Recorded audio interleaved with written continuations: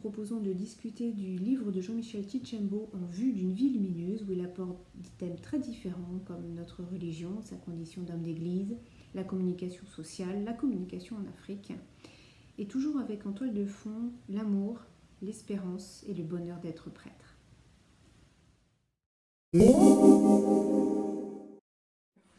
Alors, je suis d'abord un homme. Donc, je suis l'abbé Jean-Michel Tchitchembo, de nationalité congolaise, République du Congo, dont le Brazzaville est la capitale.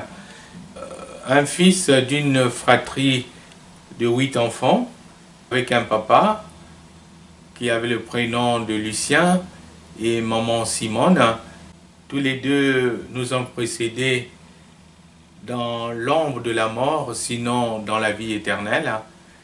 Je suis prêtre il y a bientôt 36 ans, le 14 juillet prochain. Et voilà 36 ans, j'ai travaillé à peine 5 ans dans mon diocèse, 8 ans à Brazzaville et près de 23 ans en France.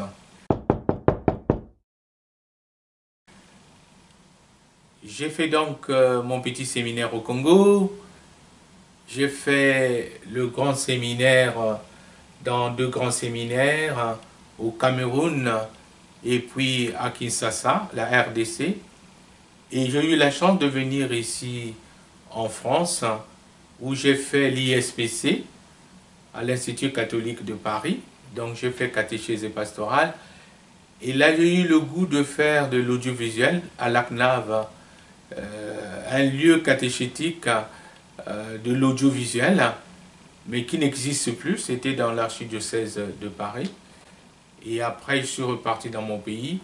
Et là, j'ai travaillé sur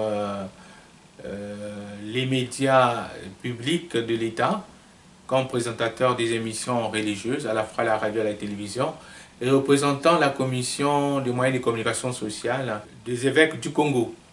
Et puis, je suis encore revenu en France. Et là, j'ai opté pour le 3e cycle. J'ai travaillé sur comment aujourd'hui les nouveaux moyens de communication sociale peuvent être des lieux d'évangélisation.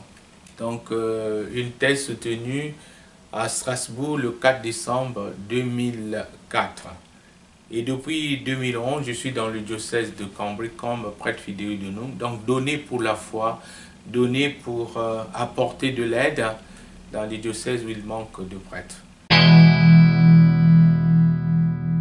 Je convoque à la fois la Bible en ayant des thèmes sur la Bible, comme des thèmes sur effectivement la liturgie comme Noël, des thèmes comme de Jésus qui est roi mais serviteur, des thèmes comme sur Pâques, des thèmes comme sur la miséricorde, mais il y a aussi des thèmes qui invitent le jeune à prendre à main sa vie, à ne pas attendre demain, mais c'est aujourd'hui, maintenant, que le jeune doit prendre en main sa vie et doit participer à la vie de société.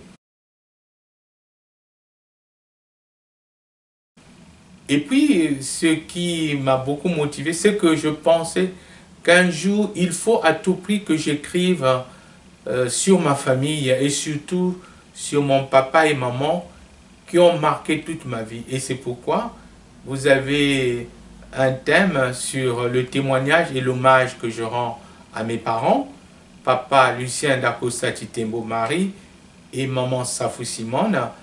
Et toujours pour mes parents, puisqu'il y a 2 chapitres, le 2e c'est sur les obsèques de ma mère, tout ce que j'avais dit de ma mère en lien avec mon père et en lien avec ma fratrie, c'est-à-dire mes frères et sœurs, où nous sommes un total de 8. Nous sommes, même si au début que j'ai dit qu'il y a 2 qui sont décédés, mais pour moi, ils sont là présents avec moi à l'instant même où j'échange. Et, comme vous avez dit, j'ai invoqué le thème des communications sociales. En effet, ce thème c'est à partir des études que j'ai faites à la CNAV où j'ai eu goût de l'audiovisuel. En fait, dans le Concile Vatican II, il y a un décret qu'on appelle Inter Mirifica. Et dans ce décret Inter Mirifica, on parle beaucoup de communication sociale, c'est-à-dire l'Église qui prend conscience que tous les moyens modernes qui sont mis à la disposition de l'homme intéressent pas seulement l'homme profane, mais intéressent aussi l'homme religieux, sinon intéressent les églises.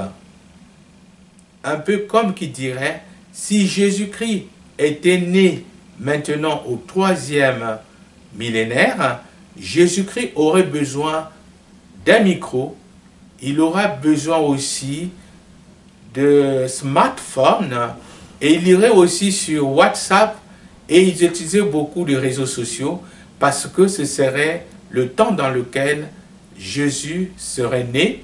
Et d'ailleurs, nous en doutons, si la parousie, le retour du Christ pouvait se faire maintenant, je crois que Patricia, le Christ aura besoin des moyens de communication sociale. Il ne pourrait pas s'en passer parce qu'il ferait avec nous ce qu'il trouvera. Comme il a fait pour les Juifs, il le fera encore aujourd'hui. Donc voilà un peu, pour ne pas être long, ce que je tenais à dire sur mes thèmes choisis et surtout l'accent sur les communications sociales.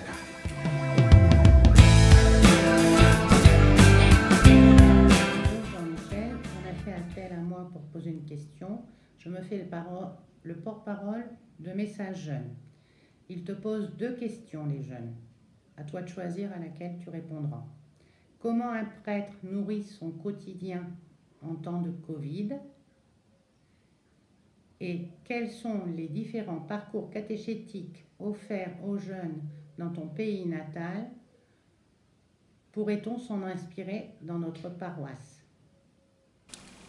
D'abord, il faut dire, et je le confesse, je suis plongé dans une grande solitude, car en fait, en temps normal, avec les paroissiens que je rencontre dans la journée, je n'avais jamais senti la solitude comme je le sens maintenant.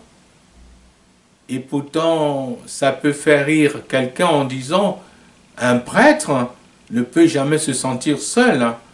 Puisque Dieu est toujours avec nous, et en plus, Jésus est toujours avec lui, puisque tous les jours, il a sa prière du matin, avec son bréviaire, sa prière du soir, toujours avec son bréviaire, et surtout, quand il célèbre la messe, alors, comment peut-il se sentir seul? Non, l'homme n'est pas fait pour vivre seul. L'homme est fait pour vivre en communauté. Donc finalement, la joie du prêtre, c'est d'être au milieu d'une communauté, de sa communauté paroissiale. Ainsi donc, pour ne pas me décourager, puisque j'étais loin de la communauté, j'ai essayé de m'occuper en inventant de besognes. Je me suis mis dans la lecture et je me suis mis aussi à rechercher et à retrouver mes archives. J'ai retrouvé les éditos que j'écrivais dans des paroisses quand j'étais au Congo, des publications que effectivement j'ai faites quand j'étais ici en France et des échanges que j'ai eus avec des gens. Et j'ai retrouvé tous ces manuscrits et ça m'a permis de me mettre à l'ordi en train donc de m'occuper. Il m'est arrivé aussi, par exemple, parlant de la nourriture, en temps normal, je dis je suis tellement trop occupé, je n'ai pas le temps de faire attention à ceci, à cela, et surtout à la cuisine, je disais c'était pas quelque chose d'important. Mais là, avec tout le temps que j'avais, je me disais, pourquoi ne pas penser à un mec congolais que j'avais du mal à faire avec la pastorale. Alors je me suis mis à faire des petits mets, au point où, si vous me regardez bien, j'ai pris pas mal de petits pois. J'ai pris vraiment quelques kilos à cause de cela. On peut appeler ça la gourmandise. Hein. Mais sinon, c'était aussi le temps de beaucoup échanger avec mes frères et sœurs, hein, bien que c'est coûteux, au téléphone, hein, parce qu'en fait, j'avais largement du temps avec les copains, en écrivant des petits mots, des SMS. Hein. Donc voilà comment j'ai pu m'occuper pendant un temps de Covid. Hein. Et vraiment, j'insiste, hein, ça a été riche, même si je parle de la solitude, hein, parce que je me suis remis à la Bible en disant, écoutez, je vais lire par exemple les Actes des Apôtres, je vais lire par exemple un livre de l'Ancien Testament, ou bien revenir sur un beau livre que j'avais lu et que j'aimerais encore relire. Donc voilà comment j'ai essayé d'occuper mon temps pendant cette période d'épidémie du Covid-19. Merci pour cette question-là, Marisa.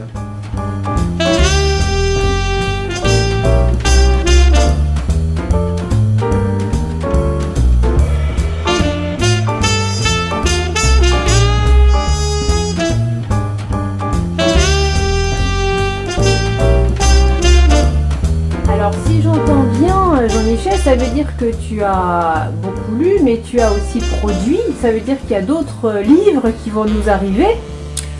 Et oui, oui, exactement. Déjà, le livre, un livre qui est apparu, c'est sur l'écuménisme et le dialogue interreligieux, le cas du Congo-Brazzaville. Donc, il est déjà vendu chez les religieuses où j'ai fait un dépôt. Et il y a un troisième que j'ai intitulé pour une théologie pratique en communication audiovisuelle, qui est déjà sorti aussi. Et il y a un autre qui se prépare, intitulé Communication traditionnelle et communication moderne pour un objectif commun. Voilà, tout ça, ça m'a occupé pendant le temps du Covid. Donc ce n'est pas aussi malheureux que cela. Et comme on dit, à quelque chose, malheur est bon. Oui, oui. Mais regrettable pour tous nos frères et sœurs qui meurent à cause de cette maladie. Donc, c'est avec beaucoup de nuances que, effectivement, je dis ce proverbe, à quelque chose, malheur est bon. Voilà, ma prière partagée pour tous ceux qui ont décidé, à cause de cette épidémie, que le Seigneur accueille leur âme et que le Seigneur leur accorde miséricorde et paix pour la vie éternelle. Voilà ce que je peux dire là-dessus. Merci Patricia de m'avoir donné ce moment. Ah ben, merci beaucoup Jean-Michel et à très bientôt. À bientôt, merci beaucoup.